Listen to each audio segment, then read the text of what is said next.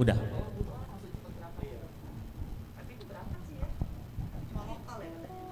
Ya, shalom. Shalom. Sekali lagi shalom. Shalom.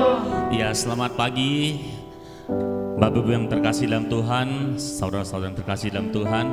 Kita kembali bertemu dalam ibadah raya di Gereja Anugerah Bethesda. Pada pagi hari ini kita bersyukur kepada Tuhan. Mari kita berdoa. Terima kasih Bapa yang baik, terima kasih Tuhan Yesus, terima kasih Roh Kudus. Engkaulah Tuhan yang luar biasa memberkati kami dan mengasihi kami Tuhan dengan segala kebajikan-Mu Tuhan dalam hidup kami. Dan bukti nyata kasih-Mu Tuhan kami rasakan sampai saat ini Tuhan kami boleh diberikan kesempatan untuk beribadah kepada Tuhan. Mari Tuhan Kau lawan setiap kami yang datang kepadamu, baik yang di gereja ini ataupun mereka saudara kami yang ada di rumah mereka masing-masing. Biarlah kami terus punya hati, kami punya semangat yang terus mencintai Tuhan, dan kami siapkan waktu ini Tuhan adalah waktu yang terbaik. Kami datang kepadamu menikmati hadirat-Mu Tuhan, memuji menyembah Engkau Tuhan di dalam roh dan kebenaran, di dalam firman-Mu yang ajaib yang mengajarkan kami sebentar lagi untuk kami melihat Tuhan lebih dalam lagi dan lebih dalam lagi kami mengenal Engkau. Terima kasih Bapa yang baik, terpujilah nama-Mu, kami siap memuji Engkau di dalam nama Yesus. Haleluya, haleluya. Kita angkat pujian ini, layak dipuji dan layak disembah Kau Tuhan.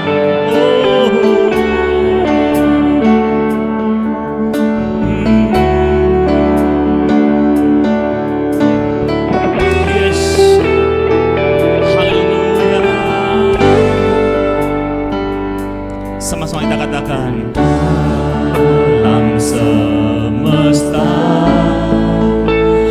melukiskan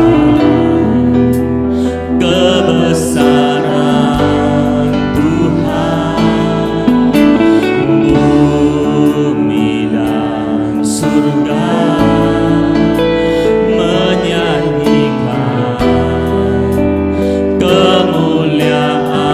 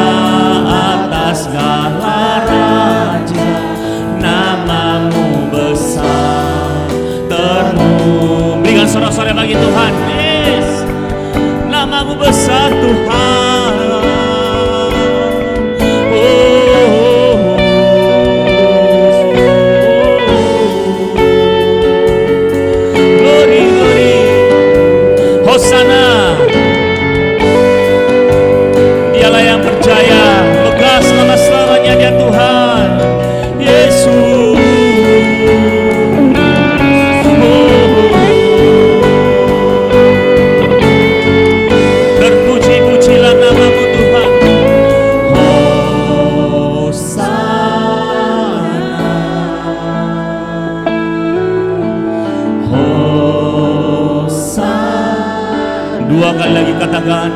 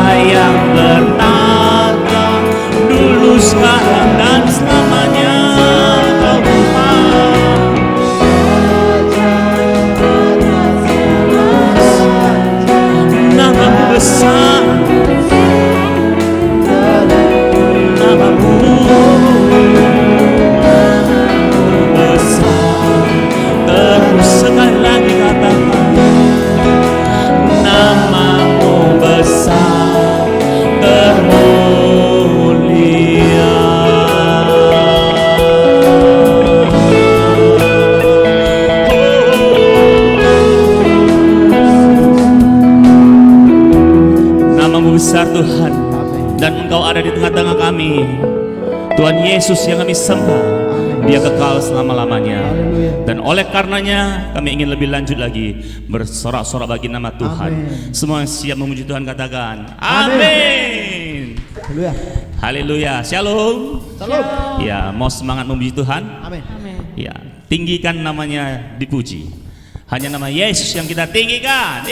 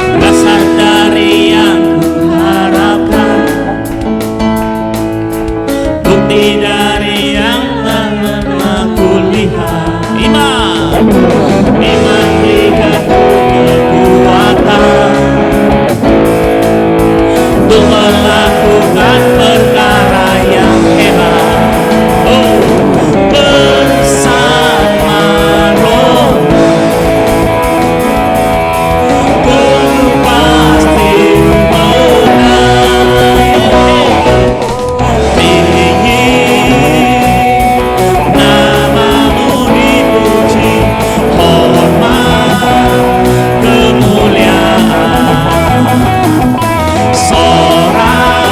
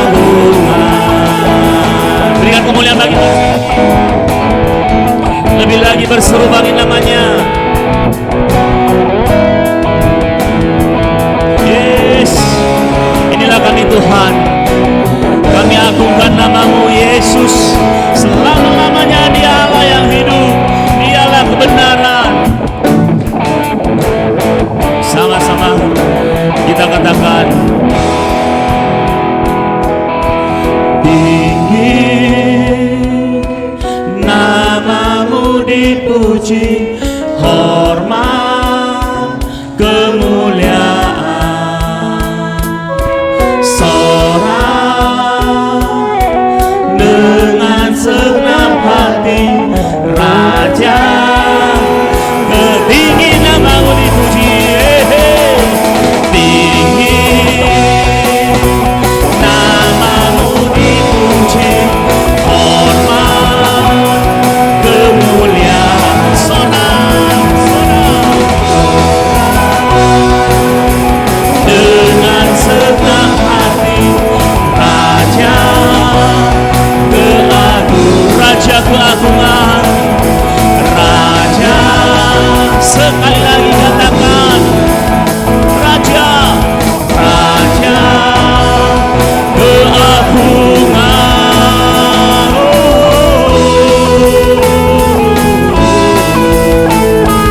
Haleluya, dialah Yesus Tuhan. Terima kasih Tuhan, pujilah namamu. Yang siap lebih lagi terima kebenaran firman Tuhan bersama dengan saya katakan haleluya. Ayo mana biarpun pakai masker pasti tembus tuh suara. Ayo 1, 2, 3 haleluya. Sekali lagi haleluya. Yes, terpujilah Tuhan. Terima kasih. Kita akan masuk dalam kebenaran firman Tuhan. Ini bagian yang terbaik saudaraku.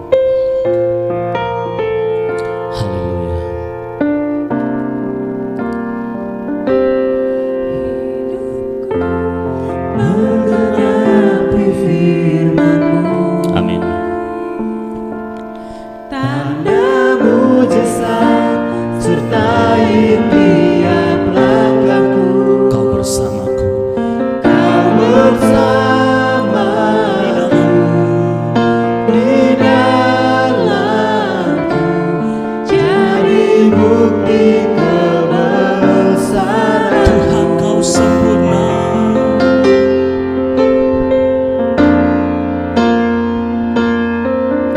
Tuhan kau sempurna dalam rencana dan karya-Mu. Ku serahkan hidupku, murnikan dengan Roh-Mu. Sekali lagi, Tuhan kau sempurna dalam rencana-Mu dan karya-Mu. Ku serahkan hidup kami Tuhan, murnikan dengan Roh-Mu. Hidupku menggenapi firman-Mu, tanda mujizat sertai tiap langkahku. Kau bersamaku di dalamku, jadi bukti kebesaran-Mu. Saja kita semua lebih sungguh lagi akan puji ini dari awal. Tuhan kau sempurna dalam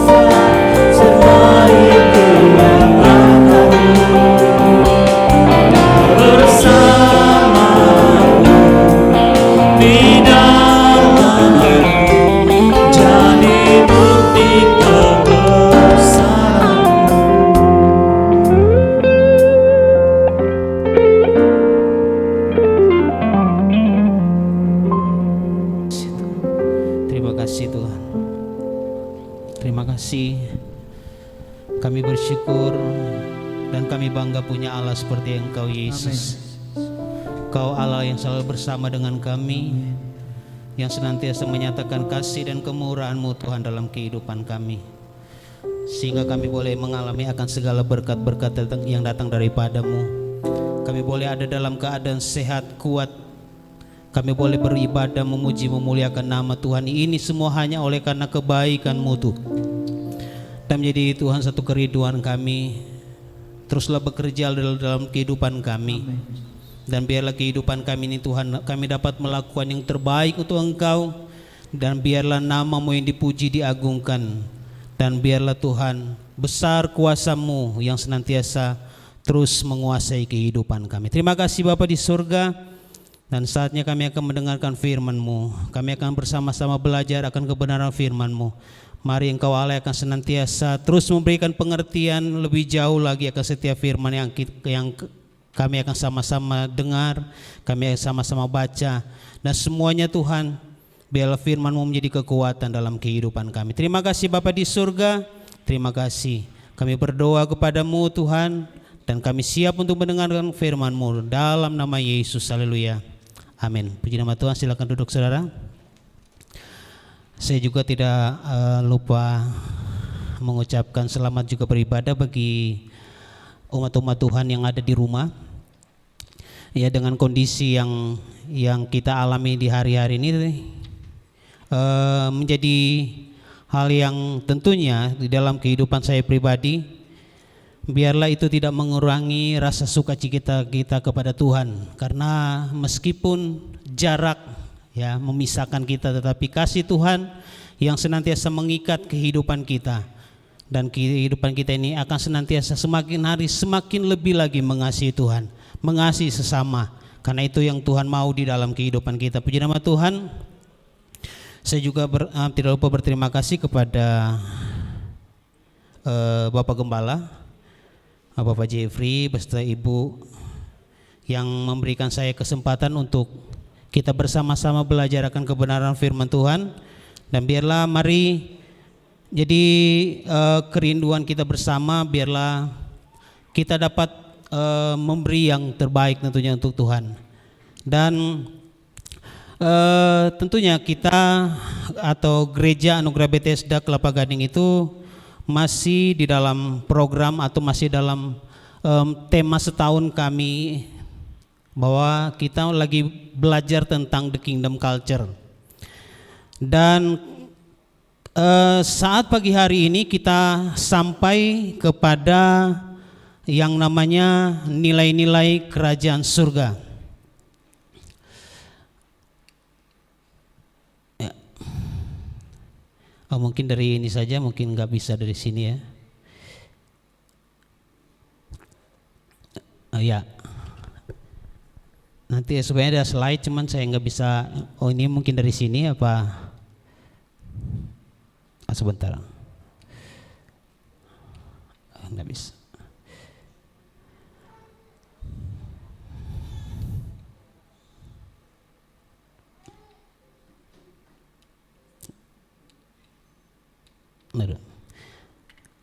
Mungkin kalau saya minta mungkin dari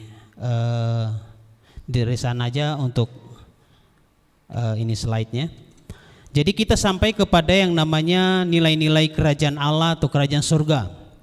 Ya, ini satu tema yang tentunya yang kita harus sama-sama belajar supaya kita tidak salah mengerti. Karena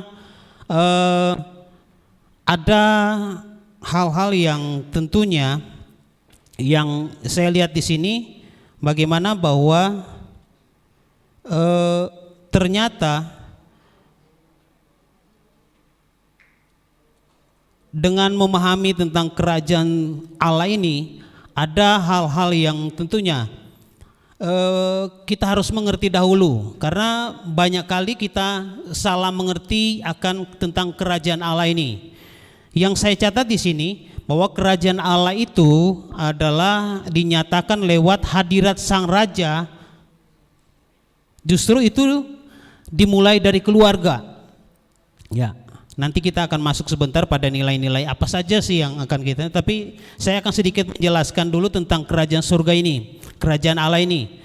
Dan salah satu kesalahan terbesar dari hal ini ya, di hari-hari ini orang memahami tentang kerajaan Allah itu adalah menyamakan gereja dengan kerajaan Allah dan menarik kerajaan Allah pada masa depan. Jadi mereka beranggapan bahwa oh nanti kerajaan Allah ya nanti. Sekarang belum ada. Padahal yang Tuhan mau dalam kehidupan kita, biarlah lewat kehidupan kita menghadirkan kerajaan Allah dimanapun kita berada, baik di dalam keluarga, di dalam lingkungan kita, lingkungan tempat tinggal kita, di dalam pekerjaan kita, amat terlebih di dalam pelayanan kita harus menunjukkan bahwa kerajaan itu kita bisa hadirkan. Karena saya percaya ketika kita bisa menghadirkan kerajaan Allah, maka sukacita damai sejahtera itu yang akan kita alami, kita akan nikmati di dalam kehidupan kita. Jadi kerajaan Allah itu bukanlah gereja, ya. Kalau gereja kan akhirnya terkotak-kotak, ya. Akhirnya karena kalau hanya ke gereja saja yang terjadi, bagaimana bahwa doktrin inilah, jadi dibatasi doktrin ini akhirnya terpecahlah gereja itu. Tapi kerajaan Allah itu, atau dalam bahasa Yunani itu disebut basileia, itu adalah tujuan Allah, ya. Adalah tujuan Allah, sedangkan gereja itu, atau dalam bahasa Yunani itu eklesia, adalah sarana Allah. Itu dalam kita bisa lihat bersama-sama dalam kitab Matius pasal yang ke-16 mulai ayat yang ke-13 nanti 19, nanti tidak usah baca. Tapi kita bisa lihat di situ dengan jelas. Jadi, dan kesalahan yang kedua itu adalah menganggap kerajaan Allah itu hanya akan terjadi di masa yang akan datang. Nah, ini kesalahan-kesalahan yang terjadi. Oleh karena itu saya akan membuka sama-sama kita dalam kitab Matius. Mungkin untuk kita dapat mengerti tentang kerajaan Allah ini, kita buka bersama-sama dalam kitab Matius pasal yang ke-6 ayat yang ke-33. Sudah banyak kali mungkin kita baca ayat ini, tetapi saya rindu untuk membacakan kembali ayat-ayat ini. Matius pasal yang ke-6 ayat yang ke-33. Kita akan baca bersama-sama, atau ayo saya undang kita bersama-sama bagi berdiri bagi jemaat yang ada di gereja, ayo. Dan kita akan baca bersama-sama ayat ini, Matius 6 ayat yang ke-33. Pada hitungan yang ketiga ya. Matius 6 ayat yang ke-33, 2, 3. Tetapi carilah dahulu kerajaan Allah dan kebenarannya, maka semuanya itu akan ditambahkan kepadamu. Puji Tuhan, silakan duduk saudara. Jadi firman Tuhan berkata, tetapi carilah dahulu kerajaan Allah dan kebenarannya, maka semuanya itu akan ditambahkan kepadamu. Saudara harus ingat bahwa kata kebenarannya di situ bukan kebenaran yang huruf besar ya, yang nyanya ya. Berarti itu ada satu makna yang penting di sana yang kita bisa lihat. Tetapi kalau sebenarnya dalam bahasa Yunani, dalam Matius pasal yang ke-6 ayat 33 sini katakan, di situ menyebutkan seteite de proton ten baselean tou teo kai ten di kayu sune. Nah, itu maksudnya tetapi carilah dahulu kerajaan Allah dan kebenarannya, ya. Sebenarnya ada dua kata kebenaran sebenarnya. Ada sering banyak yang muncul itu. Yang pertama itu aletheia. Itu kebenaran yang kalau saya catat di sini adalah aletheia itu adalah kebenaran, sama-sama pengertian kebenaran. Makanya sangat penting kalau kita harus belajar tentang bahasa asli Alkitab. Karena kita harus tahu mengapa kita harus tahu bahasa yang digunakan oleh Alkitab terdahulu. Jadi karena kita harus tahu bahwa Alkitab itu ditulis bukan pada zaman bangsa Indonesia, ya, bukan di kalangan orang Indonesia, tetapi ditulis pada zaman waktu itu, ya. Kemudian kenapa kita perlu untuk belajar tentang bahasa asli atau bahasa yang dipakai oleh Alkitab itu? Karena memang kebudayaan mereka, letak kebudayaan, letak situasi pada waktu itu beda dengan saat ini, ya. Makanya dalam bahasa Indonesia itu baik aletheia maupun dikaisune itu dia sama-sama memberikan pengertian sama, kebenaran.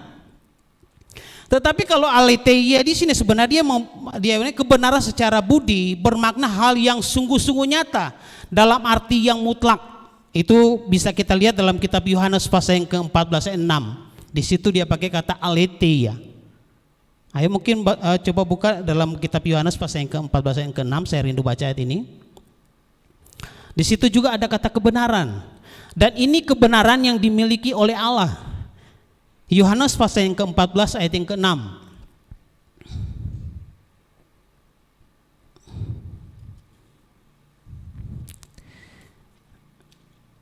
Mungkin sudah ada yang mungkin ada yang bisa membacakannya. 14 ayat Yohanes 14 ayat yang ke-6.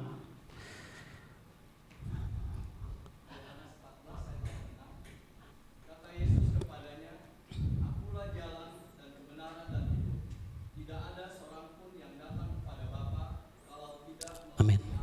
Puji Tuhan, terima kasih Pak Handaya. Bahwa di sini firman Tuhan katakan, kata Yesus kepadanya, akulah jalan dan kebenaran dan hidup. Di situ kata kebenaran dipakai oleh adalah aletheia. Tetapi kalau kita melihat yang kita bisa lihat dari Matius pasal yang ke-66 ayat 33 katakan tadi bahwa carilah dahulu kerajaan Allah dan kebenarannya. Di situ pakai dikaisune. Dalam arti kata, sekali lagi dikaisune itu dia sebenarnya sama-sama mempunyai pengertian tentang kebenaran, tetapi kalau kata dikaisune itu kata ini sepadan dengan kata Ibrani itu zadak gitu kan. Bermakna kebenaran juga keadilan, kebenaran, dan ini sebenarnya lebih kepada kebenaran yang bersifat moral. Makanya di sini dalam Matius pasal yang ke-6 ayat 33 katakan kebenarannya itu tidak menunjukkan kepada Allah. Jadi ada nilai-nilai kerajaan Allah yang kita bisa lihat di sini. Jadi dari sisi moral kita. Jadi ada lagu dunia mungkin urus saja moralmu, urus saja akhlakmu, biar kami urus sendiri. Ini ada di lagu dunia juga berkata demikian. Dengan kata lain, kalau dunia juga berpikir bahwa moral itu penting, moral dari seorang pemimpin itu penting, apalagi kita kehidupan kekristenan, bahwa kebenaran dari sisi moral itu sangat penting dalam kehidupan kita, dan itu disebut seperti yang kita akan bahas bersama saat ini, bahwa itulah yang disebut adalah nilai-nilai kerajaan Allah. Ya. Kalau kita melihat, kita tidak usah baca ayat ini dalam kitab Yesaya pasal yang ke-55 ayat yang ke-8 dan 9 itu, bahwa mencari kerajaan Allah berarti kita masuk dalam jalan-jalannya Tuhan, masuk dalam rancangannya Tuhan, masuk dalam perbuatan Tuhan yang ajaib, masuk dalam kemurahan Tuhan yang luar biasa, dan kita tidak akan menyimpang dari kebenaran firman Tuhan.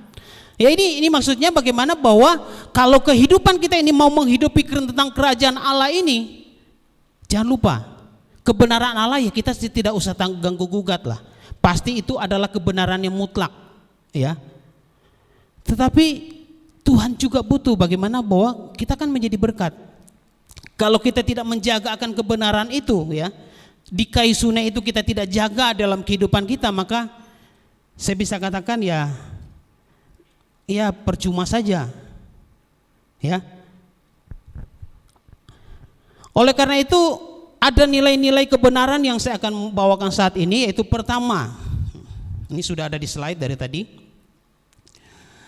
Nilai yang pertama itu yang saya catat di sini adalah sabar dan dapat menguasai diri. Ini nilai yang pertama. Saya bukan orang sudah sabar juga, tetapi saya lagi menuju pada lagi berusaha untuk tetap sabar. Ya meskipun banyak tantangan. Jadi ketika saya diangkat menjadi sekretaris umum ditunjuk oleh ketua, saya pikir pada waktu itu sebenarnya awalnya saya mau menolak, sangat mau menolak, tetapi seperti ada yang mengekang, ya. ada yang mengekang, terima saja. Dan walau memang saya pikir menjadi ini ya memang bukan hal yang gampang sebenarnya. Karena dan ternyata memang ya Pak Jeffrey tahulah. Ya karena kan memang apalagi lo juga masih muda mau ngurus kita gitu kan, istilahnya mungkin seperti itu. Bukan saja yang ada di mungkin sekitar kita, tetapi ya namanya kita harus berhubung dengan orang-orang yang ya tentunya namanya kita ada di atas ya Pak Jeffrey, cuma sampai ya namanya kita semakin ada di atas, angin yang menerpa kita tuh semakin kencang ya. Makanya jujur saja memang hari-hari ini dengan saya ini memang langsung agak drop ya saya agak drop ya, terbawanya di kesehatan ternyata. Makanya kemarin pas ikut Kairos kemarin, kursus Kairos ya saya berusaha untuk tetap ikut. Kenapa ini badan saya pikir aduh sudah corona saya pikir. Tapi katanya corona itu beda dengan flu biasa. Kalau ngana sudah ada rasa berarti itu ngasuh corona. Itu ada orang yang bilang. Ya, jadi itu. Tapi saya bilang masih ada rasa ini. Saya lihat saya masih bisa makan, masih bisa apa? Oh masih bisa gitu kan. Berarti saya bukan corona. Dan ternyata memang pas hari terakhirnya itu badan saya panas, ternyata memang panas mau keluar. Jadi akhirnya makanya saya berdoa kemarin, Tuhan jangan sampai saya nggak bisa ngomong kemarin, karena ternyata saya langsung muncul sariawan di belakang lidah. Jadi untuk nelan sakit, apalagi untuk bicara. Tapi puji Tuhan saat pagi hari ini sih saya bilang Tuhan tolong supaya saya bisa membawakan firman Tuhan. Karena sudah dijadwalkan, saya bilang kalau memang Tuhan mau berbicara hari ini, tolong saya mau berbicara, saya mau mengikuti akan perintah Tuhan. Kita harus belajar taat kepada pimpinan, belajar taat kepada Tuhan, ya. Jadi jangan bilang saya juga hanya mau belajar taat kepada Tuhan lah. Saya pikir kalau sesama manusia aja kita tidak mau taat, apalagi kepada Tuhan. Itu saja. Kita realistis saja berpikir. Sedangkan orang yang kita lihat aja kita tidak mau taat, apalagi kita mau taat kepada pimpinan. Itu saja. Makanya nilai-nilai kerajaan Allah kita kembali lagi bahwa sabar dan dapat menguasai diri. Ya. Kita buka bersama-sama dalam kitab Amsal. Amsal pasal yang ke-16 ayat yang ke-12. Amsal pasal yang ke-16 ayat yang ke-12. Saya akan baca. Orang yang sabar melebihi seorang pahlawan, orang yang menguasai dirinya melebihi orang yang merebut kota. Ya, di sini hal yang pertama tentang nilai-nilai kerajaan Allah itu. Jadi untuk menjadi seorang pahlawan kita harus memenangkan suatu peperangan, ya. Dan orang yang sabar di sini firman Tuhan katakan melebihi seorang pahlawan karena ia dapat menguasai atau mengendalikan emosinya, ya. Saya itu orangnya ada kalanya nggak bisa mengendalikan emosi, jujur saja. Sangat jujur saya.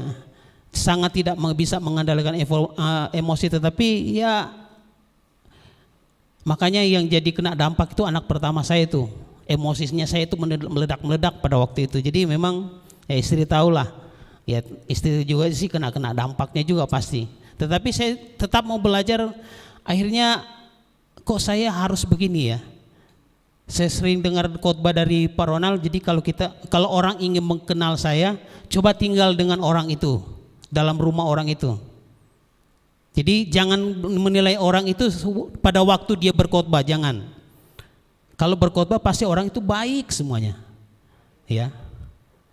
Tetapi kalau ingin tahu lebih jelas lagi, ya harus tahu pribadinya, tinggal di dalam rumahnya, mungkin seperti itu. Oleh karena itu makanya yang saya lakukan di sini memang firman Tuhan katakan di sini, yang saya catat di sini adalah Tuhan tidak melarang kita untuk marah. Kita boleh marah, boleh, ya. Kemudian jika melihat ketidakbenaran, ya ini kita boleh marah jika melihat ketidakbenaran. Makanya anak kalau kita salah itu kan kita anggap itu tidak benar, kita marah. Tetapi jangan sampai firman Tuhan katakan kita boleh marah anak, kita boleh pukul anak, tetapi jangan jangan menginginkan kematian dia. Itu. Tapi makanya kalau marah biasanya udah nggak terkendali, hajar mam, ya, ya kan Pak Gun? Adakahnya kalau kita tidak terkontrol emosi kita ya hajar aja, ya. Ya bagi juga. Jadi tapi kita marah tetap di dalam koridor kasih, itu yang utama supaya kebenaran kembali ditegakkan. Yang tidak boleh adalah sifat pemarah atau suka marah-marah, ya. Marah boleh, tapi jangan suka marah, ya. Orang yang seperti ini tidak dapat menguasai dirinya, ya. Dan kalau saya mau belajar tentang sebenarnya dalam kitab Amsal ini, bahwa waktu Salomo menulis kitab Amsal ini, yang dimaksud dengan kota itu waktu itu adalah ada suatu daerah yang dikelilingi oleh tembok yang kuat dan memiliki pintu gerbang yang kokoh demi keamanan dari serangan musuh, sehingga untuk dapat merebut kota dibutuhkan kekuatan yang besar. Tapi Salomo menulis, seorang yang dapat menguasai diri, ia melebihi orang yang merebut kota itu. Berarti seorang yang dapat menguasai diri adalah seorang yang kuat, ya. Adakahnya kan kalau kita marah-marah mungkin kita mengatakan oke, saya ini kuat. Tetapi Salomo sebenarnya memaksudkan sini adalah ketika justru Anda menguasai diri Anda, bisa menguasai diri Anda, justru di situ Anda bisa disebut kuat, ya. Itu. Jadi ini yang kita harus tanamkan di dalam kehidupan kita. Dan hal yang kedua atau nilai yang kedua itu, nilai yang kedua adalah benci dosa. Benci dosa tetapi mengasihi orang. Kita membenci orang yang berdosa, tetapi jangan benci orangnya. Ya, kita benci dosanya, tetapi jangan benci orangnya. Malah kita harus mengasihi orang itu. Tunjukkan kasih kita. Mungkin kita menegur itu pasti harus. Karena firman Tuhan katakan kalau kita tahu dia sudah berbuat salah dan kita tidak tegur, firman Tuhan katakan darahnya itu kalau dia sampai ada apa-apa tertanggung pada kita. Makanya kalau ada kalanya saya itu orang yang orang yang banyak tidak suka karena saya adalah orang yang agak sedikit lantang ya untuk menyampaikan hal-hal seperti ini.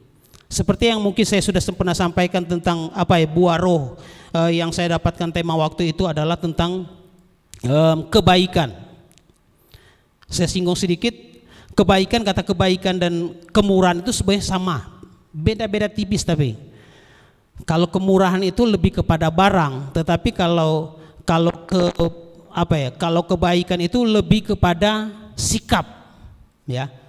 Kita marah ketika kita melihat orang berbuat dosa. Nah, itu kebaikan ternyata.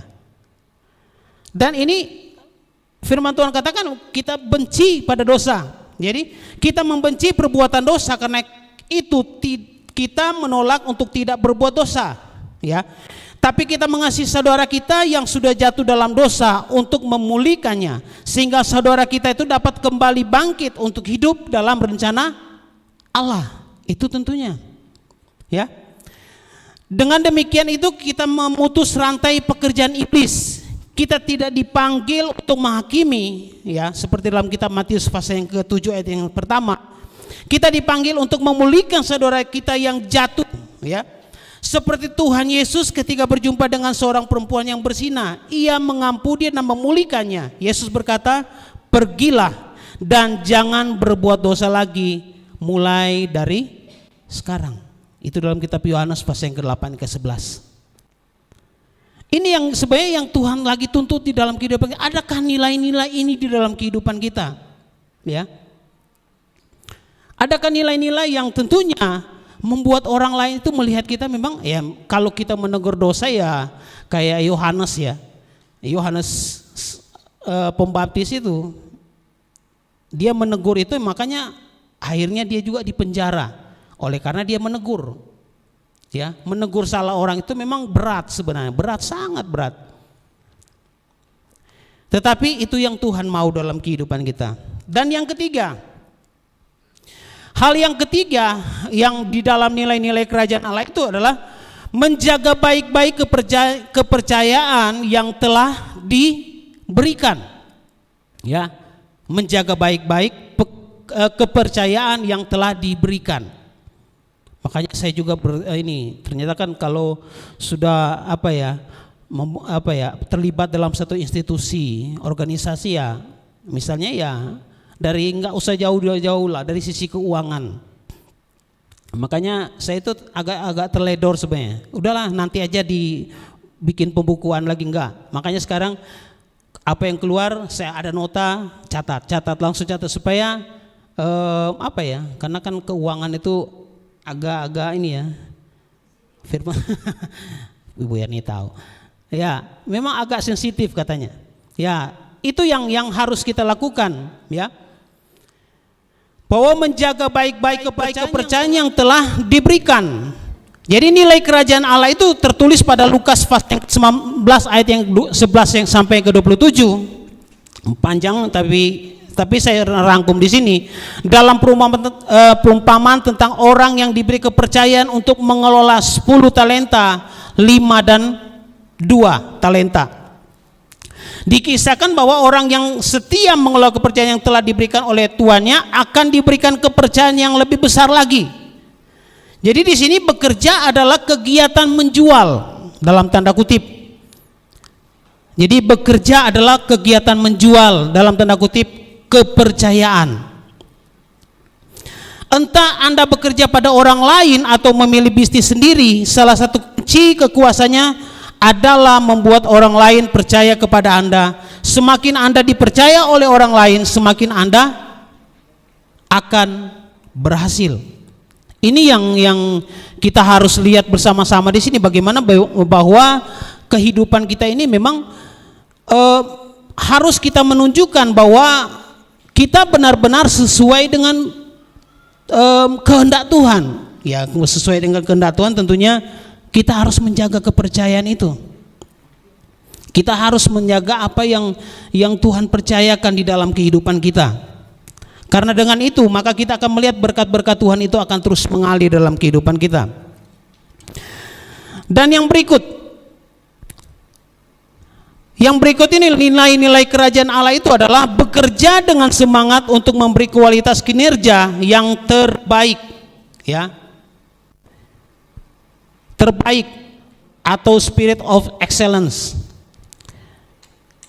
Ini yang harus kita melihat di sini. Kita harus bersama-sama bahwa bekerja dengan semangat untuk memberi kualitas kinerja yang terbaik.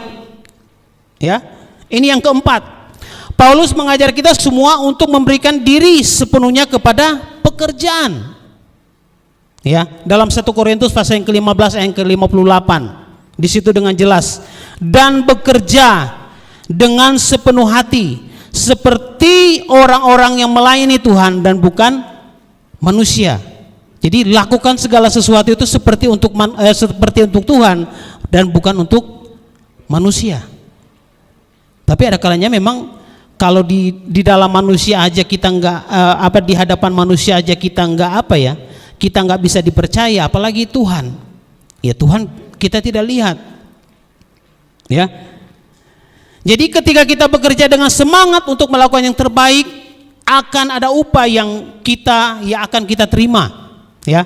Dunia ini menghargai sesuatu yang excellent, yang melampaui rata-rata. Ketika sikap dan kinerja kita melampaui rata-rata, kita akan diperhatikan dan dicari-cari orang. Jadi tanpa kita mempromosikan diri, kita akan dicari orang, ya. Jujur saja di hari-hari ini ada banyak tawaran yang mengenakan juga ya. Wih, kamu akan digaji seperti ini, tapi bilang, enggak, saya itu ada tugas yang lagi saya diperhadapkan di hari-hari ini, jadi enggak usah ganggu dengan hal-hal itu. Saya pikir kalau saya sibuk dengan Tuhan, Tuhan juga akan sibuk dengan kehidupan kita untuk mengurus apa yang menjadi keperluan saya. Ya, meskipun ya ada kayaknya mungkin ada yang berpikir so jadi atasan ya mungkin gajinya akan lebih besar. Saya bilang ya puji Tuhan kalau ada gitu. Tetapi saya pikir enggak, bahwa kalau Tuhan percayakan saya, pasti juga Tuhan akan memampukan saya.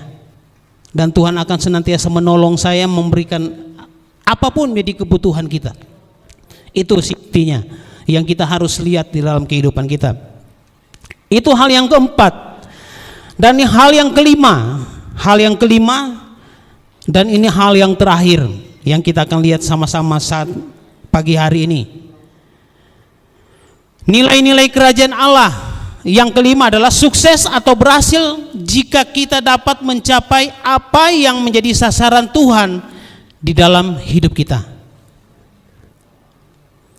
Jadi kesuksesan itu di sini saya catat bahwa sukses atau berhasilnya kita jika kita dapat mencapai apa yang menjadi sasaran Tuhan, apa yang jadi maunya Tuhan dalam hidup kita. Itu yang Tuhan mau. Itu yang Tuhan ingin Tuhan kerjakan di dalam kehidupan kita sebagai orang-orang percaya. Maksudnya sini apa? Keberhasilan menurut dunia adalah bila kita memiliki simbol-simbol kesuksesan. Misalnya banyak duit, ya kan? Karena banyak segala sesuatu itu ada kayaknya orang mengukur ngana so ada Fortuner atau belum. Ya kan banyak kali begitu kan? Kalau ngana masih pakai motor ya belum berhasil ngana kasihan. Ya. Itu saya sedikit pakai bahasa Korea, ya. Tetapi yang saya mau tekankan di sini, jadi berhasil itu menurut Tuhan itu adalah jika kita dapat mencapai apa yang menjadi sasaran atau tujuan Tuhan dalam hidup kita. Itu yang Tuhan mau tunjukkan di dalam kehidupan kita. Jadi kalau kita mau keberhasilan itu kita bisa lihat ketika bahwa hidup kita ini bisa menyatakan Kristus, ya. Banyak orang kan bilang Yesus itu luar biasa, tetapi saya tidak menemukan Yesus itu ada di dalam kehidupanmu. Nah, ini kan bahaya jadinya kan, karena memang orang akan lebih melihat Yesus itu ada di dalam kita atau enggak. Itu yang intinya. Jadi kita harus dapat membedakan antara sarana dan sasaran. Ya, sarana mungkin uang, ya segala hal itu. Saya pikir dengan kita sehat, dengan kuat itu berkat yang luar biasa, itu sangat luar biasa. Kemarin saja saya seperti apa ya? Saya pikir kenapa badan saya ini kok rasa panas tetapi badannya dingin gitu kan? Apa mau malaria atau seperti apa? Rasanya nggak enak banget. Tapi itu saya tetap lawan sebenarnya. Saya tetap berusaha untuk ikut acara itu sampai selesai, meskipun apa ya, tugas-tugasnya saya belum selesai sampai hari ini. Bagian-bagian terakhir itu, kalau bagian terakhir sudah, tapi di bagian-bagian tengah itu saya belum jadinya. Ya karena memang pas waktu istirahat saya tidur soalnya. Pas waktu istirahat waktunya untuk menyelesaikan tugas, saya bilang ya saya tidur aja karena memang saya nggak kuat gitu waktu itu. Dan ini makanya jadi kita harus bisa membedakan sasaran dan sarana, ya. Sasaran kita ketika kita bisa mencapai apa yang Tuhan mau dalam kehidupan kita itu adalah keberhasilan. Itu yang Tuhan maksudkan. Ya. Ya bukan berarti ya kalau kita juga dapat berkat, dipercayakan berkat, ya saya yakin, saya percaya itu keberhasilan juga. Tetapi yang utamanya itu adalah yang penting kita bisa mencapai sasaran. Kita bisa sesuai dengan apa yang menjadi yang tujuan Tuhan itu tercapai dalam kehidupan kita. Setidaknya kita jadi berkat dah. Jangan jadi batu sandungan. Nanti kan orang bilang, orang Kristen kok begitu. Nah itu kan, tapi kok hebat ya orang Kristen begitu ya. Sudah dicaci maki, udah mau diinjak-injak pun tetap bilang puji Tuhan. Ya. Ada kayaknya kan kalau kita bermotor kan ya, istri juga tahu kalau kita bermotor emosi itu bisa meledak-meledak ya Pak. Jadi ya itu yang, tapi satu hal yang saya mau sampaikan di sini memang kita harus lebih memperhatikan sasaran kita. Apa kita sudah sampai pada sasaran itu? Ya. Jadi sasaran adalah sesuatu yang harus kita kejar. Harta, kekayaan, kedudukan, prestasi adalah sarana. Sedangkan hidup bagi Kristus adalah sasaran, ya. Kalau kita hidup dalam Kristus, melakukan apa yang Tuhan mau, melakukan apa yang Tuhan inginkan di dalam kehidupan kita, maka kita akan lihat berkat-berkat Tuhan itu akan mengalir, ya. Mungkin ya, Pak Justin sebentar lagi mau menikah, ya pasti Tuhan adakan segala kebutuhannya, ya. Walaupun lagi corona, ya orang bisa, ya, aduh, emang ada duit gitu kan? Pasti ada, asalkan ya, berharap terus kepada Tuhan, ya. Berharap, jangan pernah ragu akan pertolongan Tuhan di dalam kehidupan kita. Jadi biarlah kehidupan kita ini memang kita harus tunjukkan kepada Tuhan bahwa kita adalah orang-orang yang sesuai dengan maunya Tuhan, sesuai dengan apa yang Tuhan inginkan di dalam kehidupan kita. Jadi supaya kita bisa melihat seperti ayat tadi dalam kitab Matius pasal yang ke-6 ayat 33 tadi katakan bahwa carilah dahulu kerajaan Allah dan kebenaran, maka semuanya itu akan ditambahkan kepadamu, ya. Semuanya akan ditambahkan kepadamu. Bahwa seperti mungkin saya mau bandingkan dalam kitab Yeremia pasal yang ke-29 ayat ke-11 katakan, jika kita mencari kerajaan Allah setiap hari, maka rancangan Tuhan untuk kita setiap hari akan Tuhan genapi setiap hari. Jika berdoa dan meminta kepada Tuhan, maka Tuhan akan menjawab kehidupan kita. Itu keyakinan kita. Jadi mencari kerajaan Allah berarti kita siap masuk dalam kehendaknya. Itu intinya. Bahwa siap masuk dalam pekerjaan baik yang dipersiapkan Allah dan melakukan seturut dengan kehendaknya. Jadi biarlah kehidupan kita di hari ini, saya tidak tahu apa yang menjadi tantangan saudara. Tantangan kita pasti beda-beda. Untuk kita mengejar biar kerajaan Allah itu hadir dalam kehidupan kita dan kita menghadirkan kerajaan Allah itu kepada setiap orang, itu hal yang tidak mudah. Tetapi kita harus yakin, kita percaya kalau kita boleh menjadi berkat, pasti itu akan terrealisasi. Pasti itu kita akan melihat bahwa orang akan melihat, wih, orang percaya, orang Kristen ini orang-orang hebat, ya. Memang benar-benar ada Tuhan di dalam kehidupan mereka. Tapi kalau masih yang hadapin itu sudah mengeluh, aduh Tuhan, apakah Tuhan masih mau nolong saya atau ini atau itu? Tetapi ketika kita dapat masalah, biarlah kita tetap mau bersyukur kepada Tuhan. Kita tetap senantiasa berharap sepenuhnya kepada Tuhan, karena ada begitu. Karena adakahnya kita sering nonton, saya bilang, kita sudah mungkin, ya jujur aja, ya saya kan masih ngontrak, saya bilang. Tapi saya bilang sama istri, masih ada orang lebih susah dari kita. Kita masih ada tempat tinggal, walaupun kita harus bayar per bulan. Tetapi mereka lihat di jalanan, untuk makan aja bagaimana gitu kan. Ketika malam, kalau udaranya lagi panas-panas, bolehlah tidur di bawah kolong jembatan, aman. Tetapi kalau hujan-hujan, sedangkan kita di dalam rumah sangat tidak nyaman gitu kan. Makanya seperti ada satu teman saya waktu satu angkatan di dalam sekolah Alkitab Palembang itu, saya lihat setiap hari, hampir setiap hari itu dia membantu orang selain memberi makan. Karena lagi musim hujan, dia lagi program sekarang, dia lagi kumpulkan selimut. Jadi kalau ada yang masih ada selimut, dia lagi kumpulkan, ayo sama-sama dengan kami yuk. Ada banyak orang di luar sana yang butuh, bukan hanya butuh makan aja, tapi butuh selimut. Itu dia lagi. Terus saya pikir, pada orangnya dulu ini memang adakahnya kita tidak bisa melihat dengan apa yang ada pada waktu kita bertemu pada waktu itu. Sepertinya apa ya? Adakahnya kan kita mulai, apakah dia bisa? Tetapi saya lihat luar biasa dia sekarang. Dan itu semua saya percaya itu adalah kemurahan Tuhan. Ada juga salah satu, ada yang di daerah Sumatera. Jadi dia pelayanan dia itu bekerja, dia cari-cari orang gelandangan sampai orang gila, rambutnya udah nggak pernah mandi, dia mandiin terus dia guntingin. Saya pikir kalau saya, apalagi kalau orang-orang yang jijik, mana mau yang begitu ya. Tapi dia mau loh. Akhirnya digunting jadi rapi. Nah itu yang saya bisa katakan, ada terlalu banyak cara untuk kita melakukan sesuatu untuk Tuhan. Ada terlalu banyak cara, apalagi di masa-masa sulit seperti ini, ada terlalu banyak cara untuk kita dapat melakukan pekerjaan itu. Mari, yang saya mau sampaikan di sini, Dengan kita melihat ayat tadi, carilah dahulu kerajaan Allah dan kebenaran, maka semuanya itu akan ditambah kepadamu.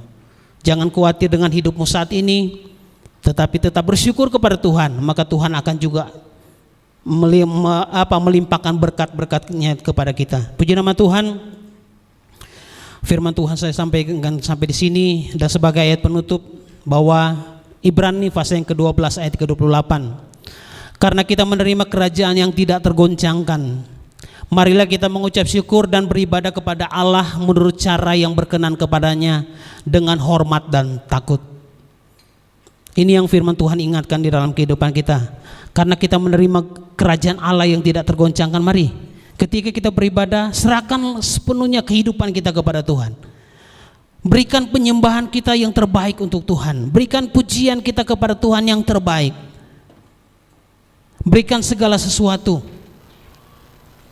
hanya untuk hormat kemuliaan nama Tuhan. Puji nama Tuhan. Kita akan menyanyikan satu lagu yang menyatakan besar dan ajaiblah karyamu, adil dan benarlah jalanmu. Terima kasih Tuhan.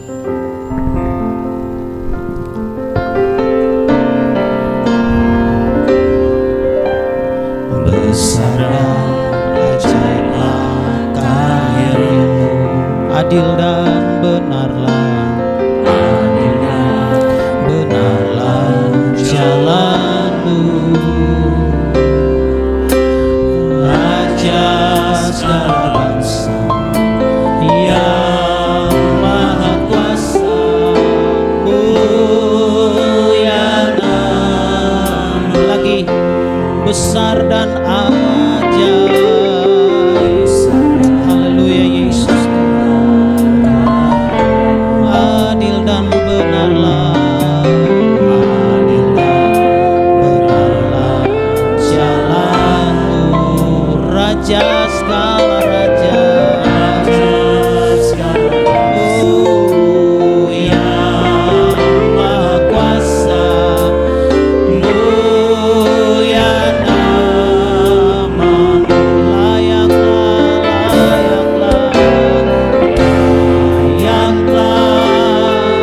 segala bangsa sujud. Amin.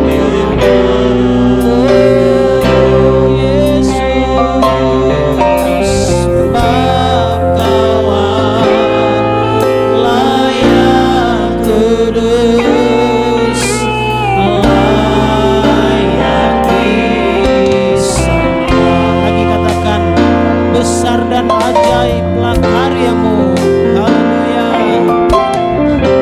Besar dan ajaiblah karyamu, adil dan benar, adil dan benarlah jalanmu. Raja segala bangsa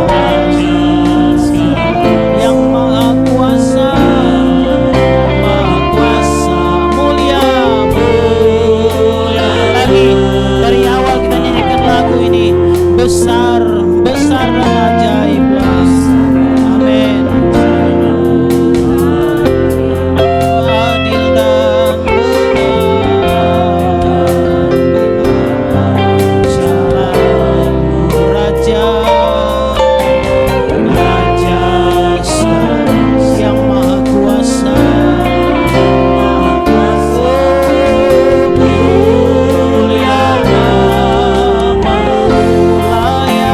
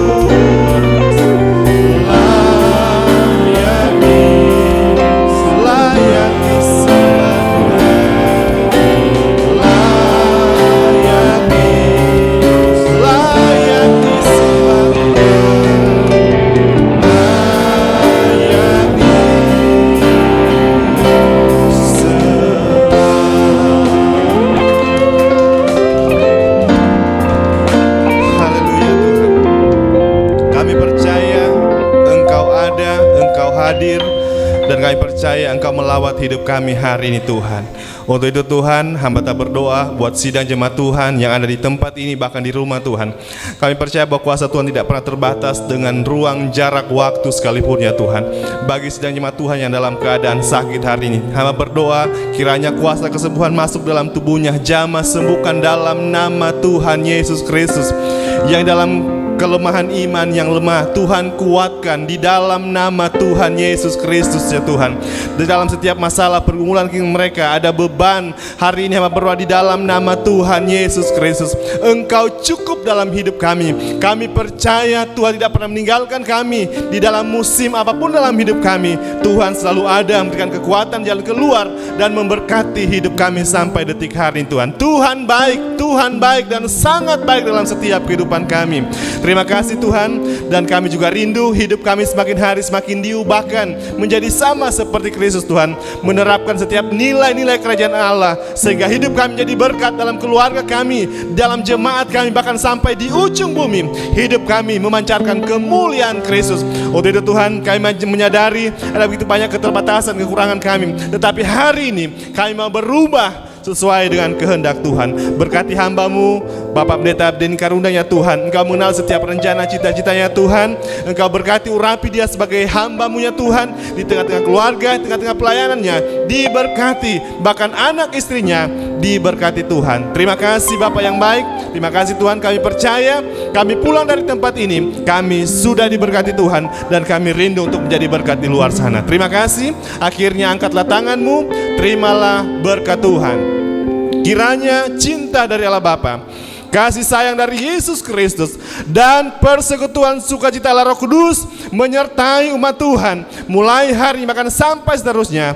Maranatha, Tuhan Yesus datang pada kali yang kedua. Terimalah berkat ini di dalam nama Tuhan Yesus Kristus.